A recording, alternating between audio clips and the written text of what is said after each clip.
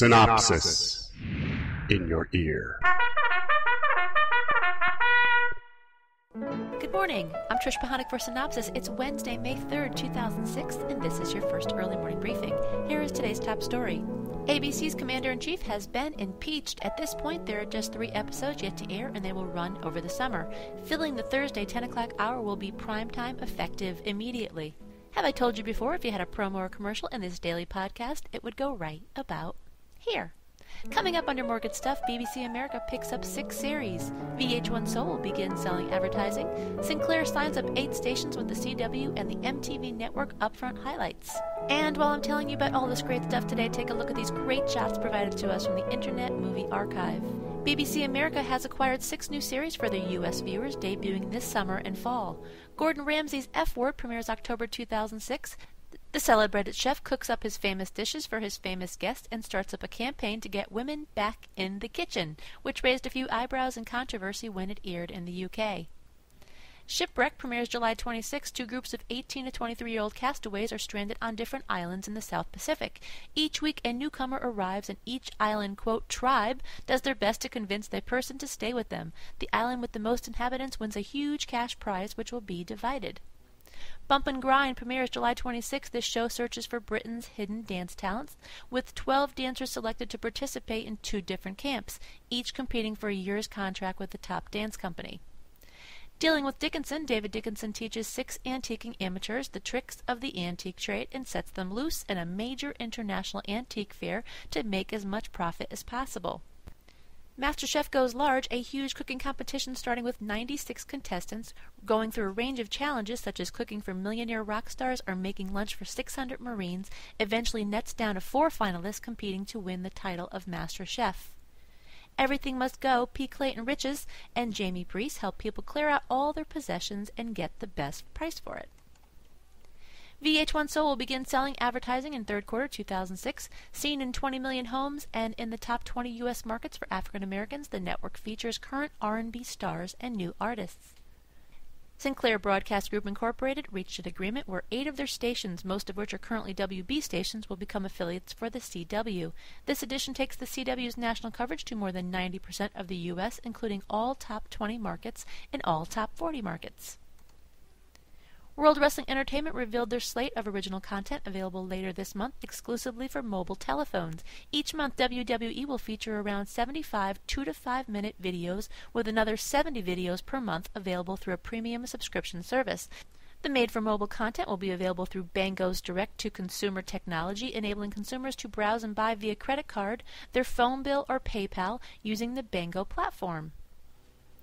Upfront 2006 MTV Networks Upfront event subtitled Feed the Need delivered the message to advertisers that we live in a multi-platform world, and the MTV Network's 122 channels, 100-plus websites, and huge mobile reach are well-positioned brands reaching and engaging consumers. At TV Land's Upfront presentation held in New York's The Theater at Madison Square Garden, they unveiled a slate of new originals. I Pity the Fool premieres October 2006 with 6 half-hour episodes, and you guessed it, Mr. T is back, traveling across country to dispense his own version of advice to viewers with problems at home or struggling with professional success. My First Time premieres June 28th at 10 o'clock with 6 half-hour parts, looks at the roles that changed the lives of Hollywood's biggest names with interviews and profiles. And Back to the Grind premiere date is TBD. This 6-part half-hour show joins viewers and actors as they perform their same job their characters did from their TV series, minus the writers. Executive produced by Michael Levitt and Eugene Pack. Nick at Night will add a handful of new comedies to their primetime lineup beginning this summer: A Different World, News Radio, Designing Women, and Home Improvement. And coming to the end, Noggin's evening programming block targeting teens. The Block, which is a new half-hour drama series that takes place in Philadelphia. The story is about a group of 5 teens growing up in suburbia. Whistler premieres June 30th at 9 o'clock and is a 13-part mystery series surrounding the death of an Olympic gold medalist snowboarder during the 2010 Olympic Winter Games. An online companion series, Whistler Webisodes, set to debut on June 23rd, serving as the prequel to the June 30th premiere of the on-air series. Beyond the Break debuts June 2nd at 8:30, focuses on the world of competitive surfing, and also at the end is The Click, an online media player that will allow users to create their own video mashups using existing video from the End's programming and its other content. The Click is slated to debut this summer. Elsewhere, Endemol has signed a deal with ABC for the Rest of Your Life and with Fox for Show Me the Money. The first pits players against each other to win a monthly stipend for the rest of their lives. In Show Me the Money, the players are alternatively in or out of control of the prize. The U.S. networks will air 5 to 10 episodes in the second part of 2006.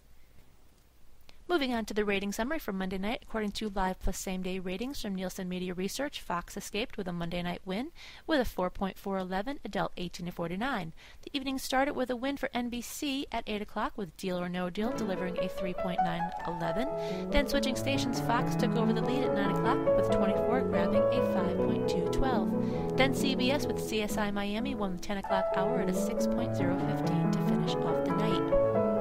And your daily trivia question. On the 70s TV show Three's Company, what was Chrissy's father's occupation? And that's going to wrap it up for today. Be sure to check your email for the full printed version of today's synopsis with new executive moves, more on ratings, loads of new classified ads, a few other bits and pieces that didn't make it into today's podcast, and of course tonight's primetime broadcast lineup. For Cynthia Turner, who wrote and compiled Synopsis, I'm Trish Pahanik with the podcast version of Synopsis in your ear.